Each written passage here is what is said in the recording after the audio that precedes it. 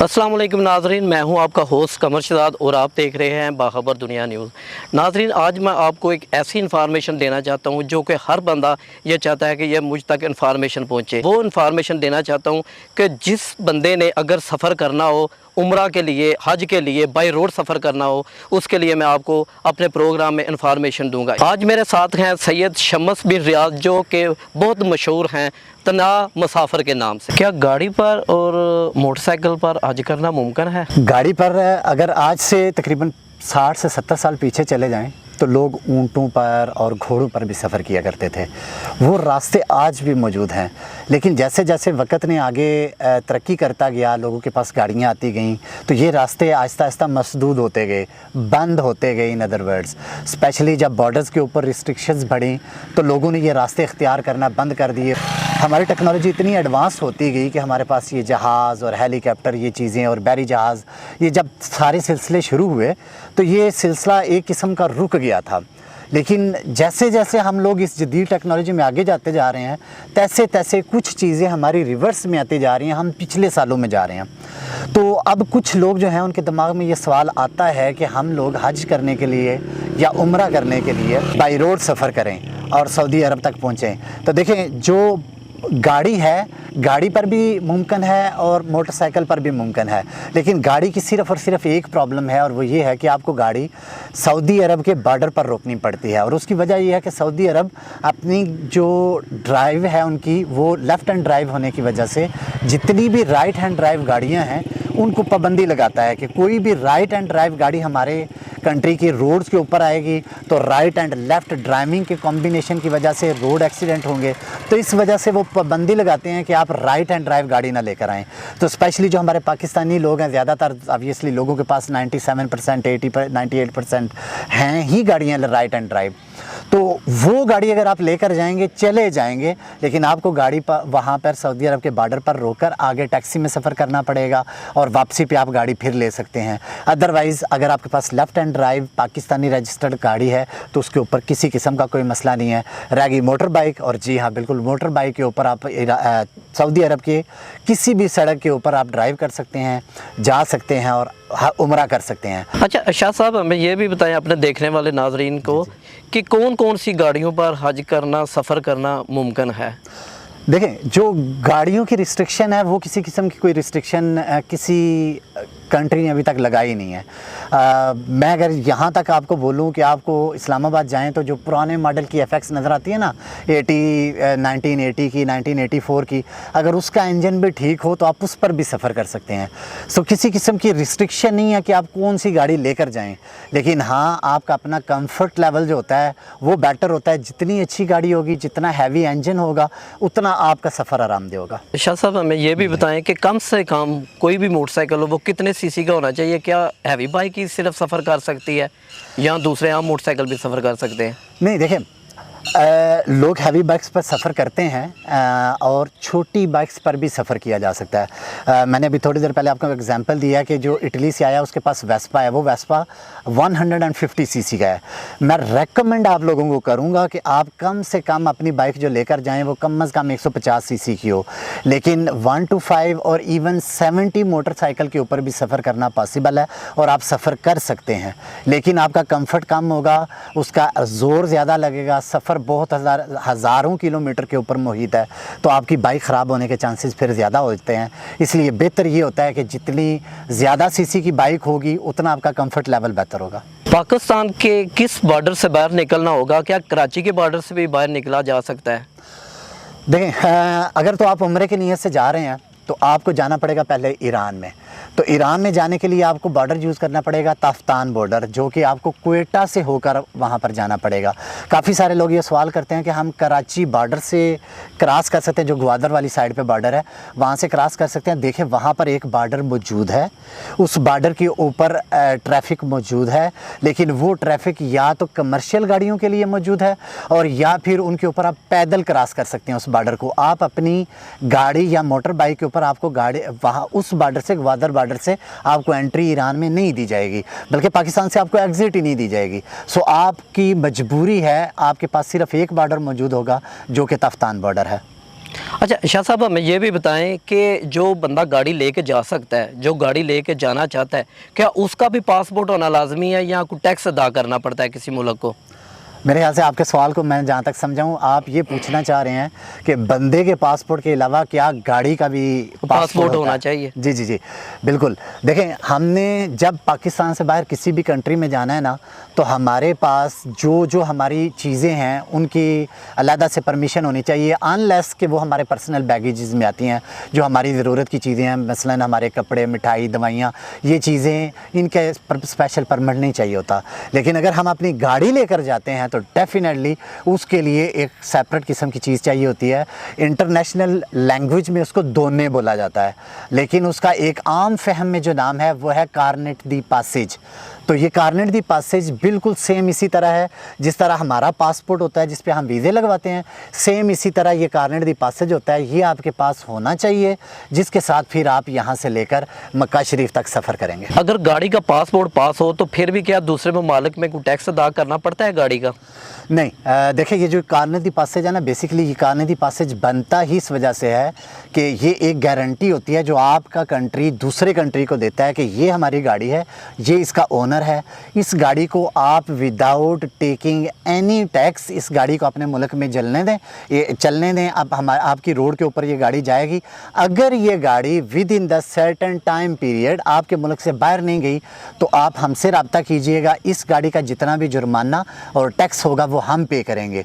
तो ये गारंटी क्योंकि कार्नेट दी पासेज कंपनी ने ले ली होती है, इस वजह से आपको किसी भी और कंट्री में जब आप एंट्री लेंगे तो आपको किसी किस्म का कोई टैक्स नहीं देना पड़ता। हाँ, अगर किसी पोर्ट पर हम उतरेंगे, मिसाल के तौर पे बहरी जहाज़ में बाइक या गाड़ी रखकर हम जाएंगे दूसरी पोर्ट के ऊपर, तो उनकी अगर कोई चार्जेस होंगे वो 100, 200 या 250 रियाल होंगे, वो आपको देने पड़ेंगे, लेकिन गाड़ी का टैक्स आपको नहीं पे करना पड़ेगा। अच्छा आशा साहब, आपने देखने वालों को ये भी बताएं कि रूट कौन सा इस्तेमाल करना चाहिए और कितने मुल्क क्रॉस करके हम सऊदी अरब हज के लिए पहुंच सकते हैं?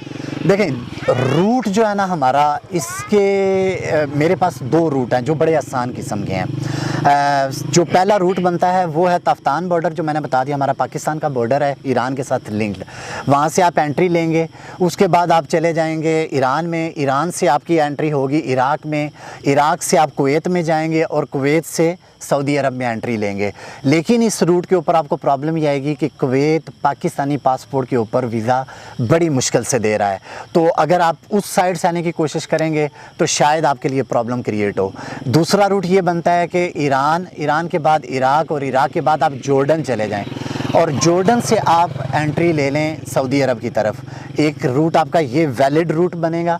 दूसरा वैलिड रूट जो इससे मुझे बेहतर लगता है वो ये है कि आप ईरान में जाएं। ईरान की एक बंदरगाह है समंदर के ऊपर, बंदर अब्बास, और दूसरी है बंदर लंगे। आप बंदर अब्बास या बंदर लंगे से शारजा की या डायरेक्ट दुबई की जो फेरी है, जिसको बहरी जहाज़ बोलते हैं, बहरी जहाज़ है, उसकी टिकट लें, उसी के अंदर अपनी गाड़ी या बाइक को रखें, उसी के अंदर आप खुद बैठेंगे। 7, 8 या 9 घंटे का सफ़र होगा। आप एक मुल्क से दूसरे मुल्क में चले जाएंगे, दुबई को घूमते हुए फिर आप सऊदी अरब में चले जाएं। तो ये 2 रास्ते आपके लिए जो है ना, ये बड़े अवेलेबल किस्म के हैं, और मेरी नज़र में आपके लिए बेस्ट रास्ता जो है वो यही है कि आप यहाँ से ईरान जाएं, ईरान से दुबई और दुबई से सऊदी अरब। ये रास्ता छोटा है। अच्छा शाह साहब, आपने देखने वालों को ये भी बताएं, उनके जहन में ये बात आ रही होगी, अगर हम मोटर बाइक पे जा रहे हैं या अपनी गाड़ी पे जा रहे हैं, रास्ते में कोई ख़तरा तो नहीं दरपेश आते? देखें, जो सफ़र है बाई इटसेल्फ ये एक ख़तरे का नाम है। आप लाहौर से इस्लामाबाद के लिए सफ़र करें तो उसमें भी ख़तरात मौजूद होते हैं। तो ये तो फिर एक इंटरनेशनल सफ़र है जिसमें आपने कई ममालिक को क्रॉस करना, तो ख़तरात आते हैं, ये नहीं है कि नहीं आते, लेकिन वो बड़े स्थानवी किस्म के होते हैं। मेन मकसद जो मैं आपके सवाल से समझा वो ये, जान से रिलेटेड कोई ख़तरा तो नहीं है। तो देखें, जिस तरह के हालात हमारे पाकिस्तान में, उसके बावजूद हम लोग सफ़र करते हैं, अल्हम्दुलिल्लाह हम महफूज रहते हैं। अल्लाह ना करे किसी के साथ कोई बुरा वक्त आया हो और उसके साथ कोई हादसा पेश आ जाए तो उसकी गारंटी नहीं दी जा सकती। अभी तक मैंने जितने भी इंटरनेशनल टूर किए हैं और या जितने मैंने प्लान किए हैं, मेरे ख्याल से टोटल ये रूट मिला के 70 से 75 रूट बनते हैं जो इंटरनेशनल हैं।